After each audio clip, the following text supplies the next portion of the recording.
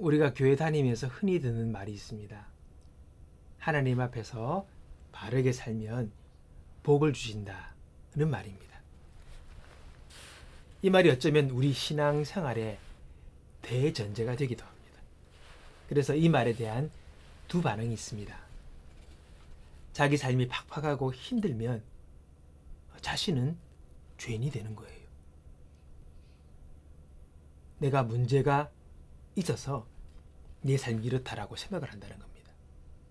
또 하나는 자신의 삶이 살만하고 넉넉하면 자신은 하나님께 인정받은 사람이라는 거예요. 자긍심이 생기고 의로운 마음에 자아상이 생기게 되는 겁니다. 자, 여러분, 둘 다 문제가 있는 생각입니다.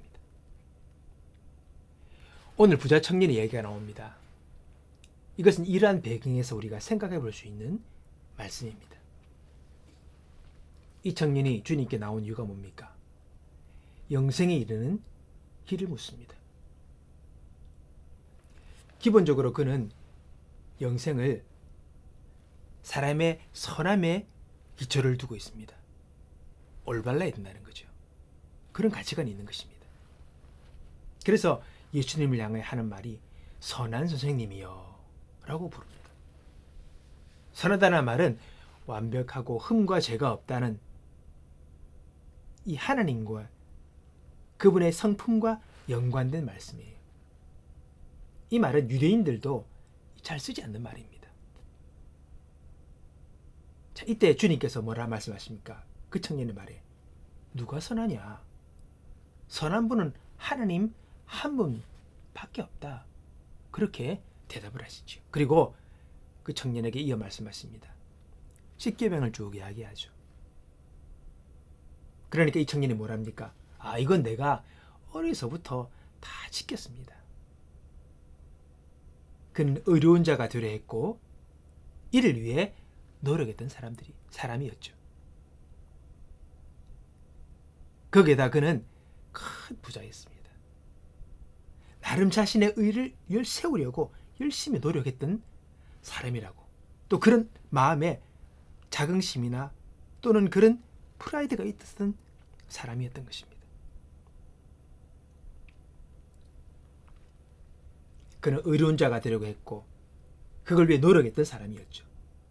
자, 그는 할 만큼 한 것 같은데 그러나 그의 마음에는 영생에 대한 확신이 없었던 것입니다. 그래서 주님을 찾아온 거죠. 예수님이 말씀하십니다. 내 재산을 다 팔아 가난한 자에게 나눠주고 나를 따르라.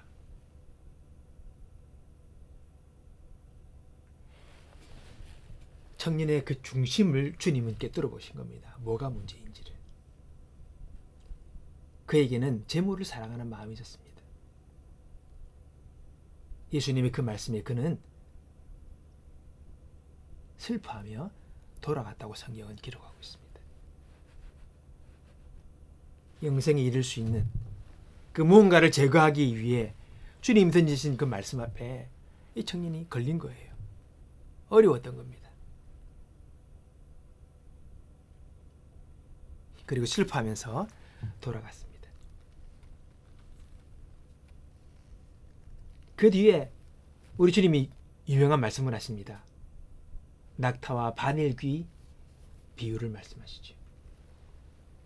뭐랍니까? 부자가 천국에 가는 것이 낙타가 바늘귀로 들어가는 것처럼 어려운 일이다. 사람들이 반응하죠. 누가 그러면 천국 가냐? 주는 뭐라 하십니까? 그러나 하나님은 다 하실 수 있다. 그렇게 말씀합니다. 낙타와 바늘귀 비유의 말씀은 대조법을 이야기한 것입니다. 바늘은 너무 작은 거죠. 그에 비해 낙타는 너무 큰 것입니다. 그러니까 이것을 통과할 수가 없는 겁니다. 들어갈 수가 없는 거예요. 낙타가 너무 커요. 어떻게 하면 그 바늘귀로 그 낙타가 통과할 수 있느냐? 낙타가 작아지면 되는 거죠. 너무 큰 존재가 작아지면 그 작은 공간도 그 발을 길어도 통과할 수 있는 것입니다. 사람은 어떻게 가능한가라고 생각하지만 예수님은 하나님은 다 하실 수 있다라는 말로 그 말씀을 맺습니다. 입시철만 되면 학부모들이 합격을 위해 기도하지요. 기도 부탁을 하기도 하고 새벽 기도를 하고 작전 기도하고 합니다. 어느 한 얘기를 들었습니다. 근데 유독 그 입시철에 어머니가 목사님께 기도 부탁을 하는 거예요. 뭐냐? 이 녀석 떨어지게 해달라고 기도 부탁을 하는 거예요. 아니, 합격이 아니라 떨어지게 해달라고. 이게 무슨 기도 부탁입니까? 왜 그런가 보니 자기 딸이 있는데 너무 이쁘대요.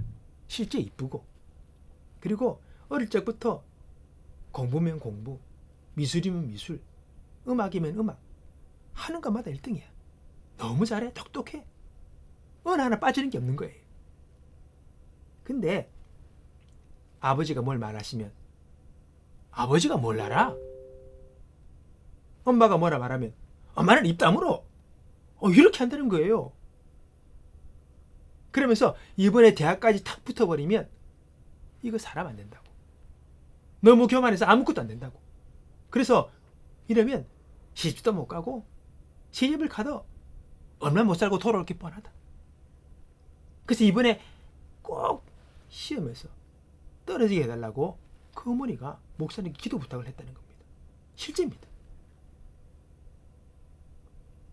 그래서 목사님은 그 참 희한한 기도 제목을 들고 진짜 그렇게 기도하셨대요. 그랬더니 진짜 떨어졌답니다. 그리고 그 한 일주일을 울고불고 하면서 새벽기도 나오고 뭐 그러더래요.